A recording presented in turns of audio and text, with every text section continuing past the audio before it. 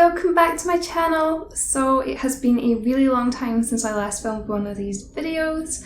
I think it was about the middle of November that I last did an Australia life update. I've been meaning to film another one for a really long time and it just hasn't been happening because we've been super busy. I did try and film this video a couple of days ago and unfortunately the lighting situation just was not working out for me.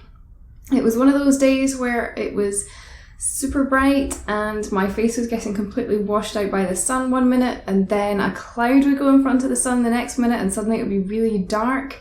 So I decided that I would try and refilm it today because it's kind of cloudy today and so it just seems to be a better situation for the lighting at the moment.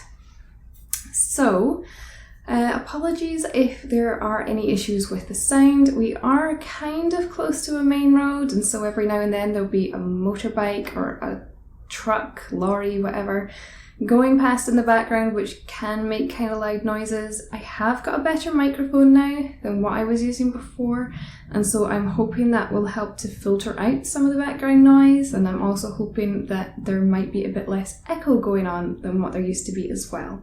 Just gonna have to see how we're getting on.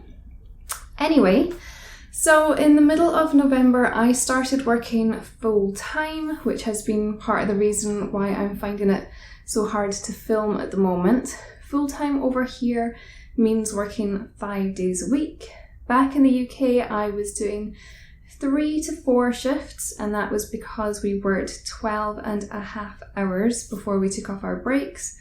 Over here it is 8.5 hours before we take off breaks and we do a combination of early shifts and late shifts. So an early shift would be 7 in the morning until 3:30 in the afternoon. A late shift would be 1 in the afternoon till 9:30 at night, and you kind of move through the earlies and lates at random.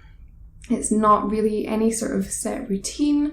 You might be on a couple of lates and then a couple of earlies and then another late and then have a couple of days off, and then you might be on 3 earlies and then 2 lates and then you've got another couple of days off, and sometimes you've only got 1 day off. And so there's never any sort of routine, which is one of the things that I'm not very keen on about the sort of work that I do. So in addition to working full time, we also had to start looking at moving because we needed to get out of our Airbnb by the middle of January. So December was largely spent in terms of my days off looking at places that we might consider moving to, and in the end we only viewed one apartment that we wanted to consider renting. We put in an application for it and we managed to get it. Now, apparently that's quite rare for Melbourne because from what we've heard, it seems like most people would put in about 6 applications to get one of them accepted. So we were very lucky in that we put in one application for one place and we managed to get it. We then had to start looking at furniture and appliances and all the things that we were going to need for living in this new place before the rest of our stuff arrived from the UK. So we started looking around IKEA and other furniture stores and just generally going around different places and searching online for everything that we were going to need before we moved in. Unfurnished apartments in Australia also tend to mean no white goods, which is quite different from in the UK where unfurnished just means no furniture. So over here our new apartment came with a tumble dryer and a dishwasher, but we needed to buy a washing machine and a fridge freezer. So they were things that we needed to go out and buy, along with obviously a bed, chest of drawers, a sofa, various bits and pieces like that. Our belongings from the UK finally made it onto a cargo ship on Christmas Eve. They have made their way around half the world, and I think it was on the 1st or 2nd of February they finally arrived in Melbourne. We just don't have it yet because it takes one well, more than one. It takes 10 days to 2 weeks for everything to clear through customs. And then once it's cleared through customs, they'll let us know if we have to pay anything, whether anything needs to be either treated or destroyed. And then once we've dealt with all of that, then they'll give us a date for everything to be delivered to the apartment. So we're kind of hoping that towards the end of next week, then we should have everything and it will be all sorted. It's been a really long time. Obviously that by the time that we'll get everything will have been about 4.5 months from when our belongings were picked up in the UK. That's a lot longer than we had anticipated, and I'm just really looking forward to having everything back, feeling like the apartment is finally finished and we can use it the way that we want to use it. At some point I'll probably do an apartment tour, but I'm just thinking that I probably want to have everything in place and get it looking the way that I want it to look before I do anything like that. So obviously we have now spent our first Christmas in Australia, and that was interesting. As I mentioned in quite a few of my previous Australia Life updates, it really didn't feel like Christmas when it was kind of approaching that time over here. It felt too warm. There wasn't really so much stuff round about that made you think that it was Christmas time. There was a few displays. There was a display that was projected onto the town hall here in Melbourne, and people would come out at night time to look at it. Somebody from work commented that over here it's bright for a significant part of the day, which is completely different from the way that it is in the UK. And so even if there was lots of Christmas lights around, you wouldn't really notice them unless you were going out late at night. So I thought that was quite an interesting point, because I'm so used to being back in Scotland and just seeing Christmas lights absolutely everywhere. But obviously with it being darker over there, you know, it gets dark by about 4 o'clock in the afternoon or something by the time that you're into December. Then it's a lot more obvious, these kinds of things around the place. We didn't have any kind of Christmas decorations that we could put up. And even on Christmas Day, I kept forgetting that it was actually Christmas Day, because it was about 38, 39 degrees that day. So it was absolutely roasting. We went out and we met up with a couple of friends who we know from back in the UK. We spent some time at their apartment, and then in the evening we went out for dinner. Luckily I didn't have to work on Christmas Day in the end. I was supposed to be on an early shift, but they didn't need as many staff as what they originally anticipated. And with me taking public transport, it was going to be quite awkward for me to get in at that time, so I ended up switching my shift to another day when they needed me more. So that was quite good. We managed to get a fairly traditional Christmas dinner, which I enjoyed, and then it was just business as usual.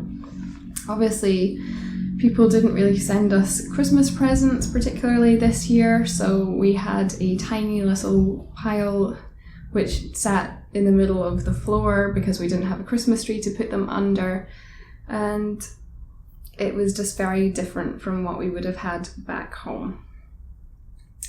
So January came round and we moved into our new apartment. That was quite an interesting experience.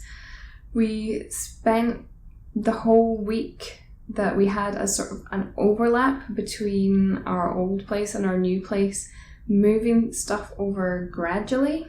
So we tried to take things on the trams every day to bring things over in bits and pieces, starting with the things that we were using the least in our old place. And then on, I think it was the Saturday, then we had friends that have got a car, and they came and helped us move everything that was left over in the old apartment into here. We had a bit of a a problem with our bed. We got our bed from IKEA and we had asked for the more expensive slats. We got given the less expensive slats because it had been put through on the order wrong. And so we went back to IKEA to get the more expensive ones. We somehow ended up with one set of queen ones and one set of double-sized ones, because it comes in 2 different boxes. And so luckily we noticed before we left the store, because then we had to go back and we had to get them changed again. And we were sitting at about 11 o'clock at night building these slats so that we could put them on the bed before I had to get up and go to work for 7 o'clock the next morning. So that was an interesting experience. And it's just been nice kind of being moved into our new apartment now. There's a lot of boxes sitting around in our main living area just now. There's a bin area that's in the apartment block, and so every now and then we just kind of have to take some of the cardboard down there to try and get rid of it, but the bin area only has a limited amount of recycling space, and so if you go down and it's full, then that's you for the next few days. You can't get rid of anything, which is not the most convenient. And the sofa that we got comes in 2 pieces because it's one of these sort of L-shaped sofas, and it actually came in 2 absolutely massive cardboard boxes. So we're stuck with those just now, trying to figure out how to get rid of them. We might just have to cut them down into pieces and get rid of them gradually over time. Kind of keeping my fingers crossed that when the people deliver our stuff that's coming from the UK, they might be very nice and take these boxes away for us, because they will take away any packaging for stuff that they unpack. So kind of hoping that that might be the case. Anyway, so I think that's most of the stuff that has been going on for us recently. The only other thing is, obviously I've spoken in the past about some health issues that I had after moving over here.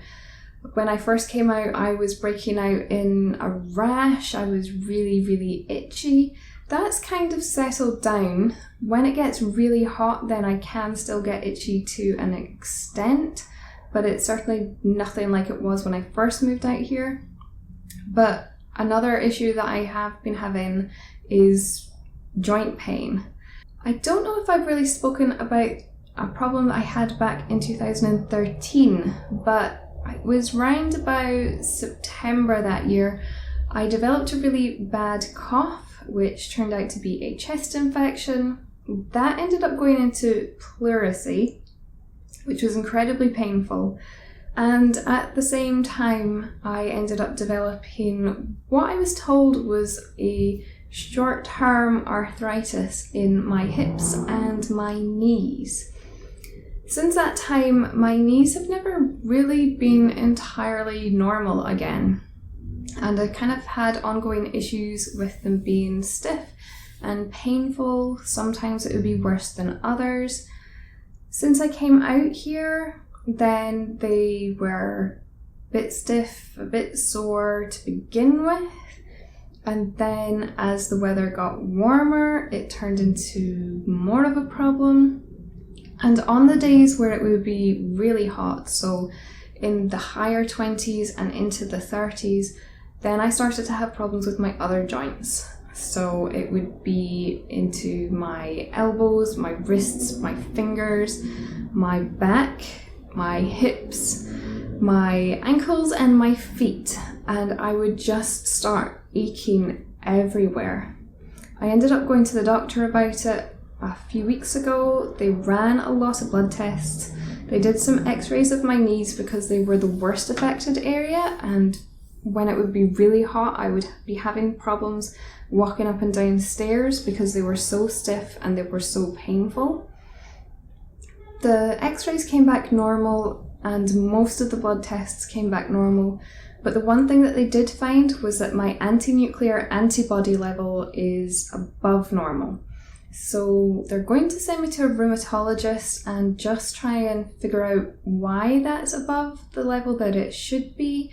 see if there's something going on. It could indicate autoimmune disease, but you can't really tell just from this one test, so they really have to do more testing to figure out what's going on. So that's it for me just now. If you've got any questions about what's been going on, what our plans are, anything like that, then please just let me know in the comments section below. If you like the video, then please give it a thumbs up, and if you want to see more from me, then please subscribe. Hopefully I'm going to get back to filming more often. I'm really looking forward to when we get all our stuff so that I can have my lighting equipment, and then I'm not going to have to rely on it being a cloudy day, so that I can get some sort of reliable lighting for filming a video. So that's it for me. I will see you next time. Bye!